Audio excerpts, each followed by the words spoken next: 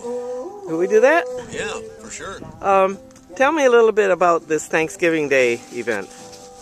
Well, it's been a tradition to have Thanksgiving dinner for the escapees from the Boondockers here at Borrego Springs, and we make sure that we get here several days in advance so that we have time to shop here and give back to the community.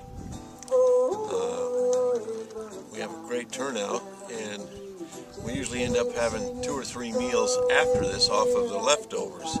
So it's, That's a good. pretty awesome event. Lots and lots of food. I understand you've been coming out here a number of years? Probably since I was 12 years old. Been coming here at least once a year. And then we come out here and stay for 2 or 3 months now.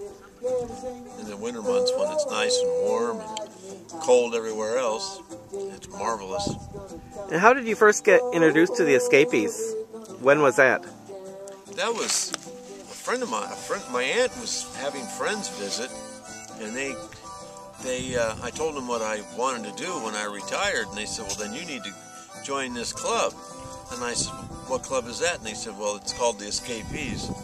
And they said, so they went out to their motorhome and they got the books for me, and I read them all, and I was thrilled with what the book said, you know, how to live this life, and I'd always dreamed on it, but I had no idea that there were a club that did this. I thought it was just going to be 1 or 2 people. No, I didn't realize there might be as many as 50,000 people in the United States that do this, that wander around like this, yeah. With rigs just like ours. And how long ago did you say that was? That was probably 1995. Maybe, no, well, 93. And like I said, I read the books and thought, this is good. This will work for me. And so I joined the club. And I haven't been sorry yet. And you've been coming to Borrego Springs for some time. Oh, is that right? Yeah, quite some time. Go up the canyon every chance I get to see the bighorn sheep, and Slot Canyon because of the rock formations and you know, I love geology and they even have paleontology here. This used to be a swamp, and before the ground rose up and drained all the water off, there were giant camels and zebra and saber-toothed cats and all kinds of wild animals. You know, prehistoric stuff. It's pretty interesting. Tell me about some of the places you take the Boondockers hiking. Well, we go down to Faunt's Point, which is just a mile down the road and 4 miles in. And there's the mud washed in from the Colorado River, and then over the years the land has eroded and left all these fantastic formations in the sand, swirling S-turns and all kinds of weird shapes and things. It looks like, the only thing I can compare it to is it looks like the Badlands of South Dakota, except you have to look up to see that, and you look down to see this. Then we go to slot canyons. There's two marvelous slot canyons here that they're different in some ways, but they're fantastic to walk through. And they're their own ecosystem. They have their own animals, their own plants, different from anywhere else in the park. They have some similar stuff, but they have plants down there that aren't anywhere else. Any other places you can think of? Oh, Hellhole Canyon.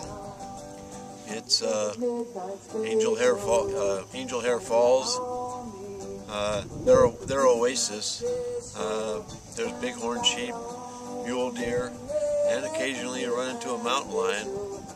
And we find evidence of the mountain lion because the bighorn sheep you'll see a dead one killed. And there's a waterfall there. Falls, probably 100 feet. But that's pretty good waterfall for the desert. And we go to Indian villages. There's 2 or 3 Indian villages that date back at least to, 1100, 1200 AD, and we find pieces of pieces of pottery shard laying around, and we put them back. But they're little pieces the size of a dime, but you can tell they're pottery because they're glazed on one side and smoothed over.